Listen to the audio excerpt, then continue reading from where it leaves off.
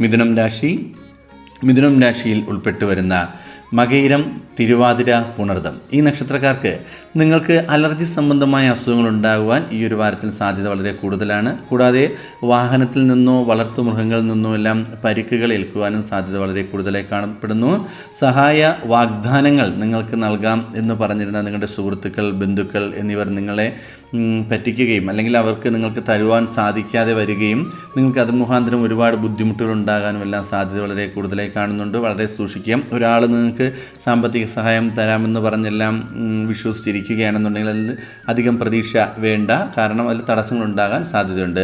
പുതിയ രീതിയിലുള്ള വാഹനങ്ങൾ അല്ലെങ്കിൽ ആഭരണങ്ങൾ ഇതെല്ലാം വാങ്ങുവാൻ നിങ്ങൾ ആഗ്രഹിക്കുന്നു എന്നുണ്ടെങ്കിൽ അത് വീണ്ടും കാലതാമസം എടുക്കുന്നു. അതായത് പുതിയ ഉൽപ്പന്നങ്ങൾ വാങ്ങുവാൻ വേണ്ടി ഇറങ്ങിത്തിരിക്കുമ്പോൾ അതിനും തടസ്സങ്ങൾ വരുവാൻ സാധ്യത വളരെ കൂടുതലാണ്. ഈ ഒരു വാരത്തിൽ പല കാര്യങ്ങൾക്കും ഈ നക്ഷത്രക്കാർക്ക് തടസ്സങ്ങൾ വരുവാൻ സാധ്യതയുണ്ട്. അതുകൊണ്ട്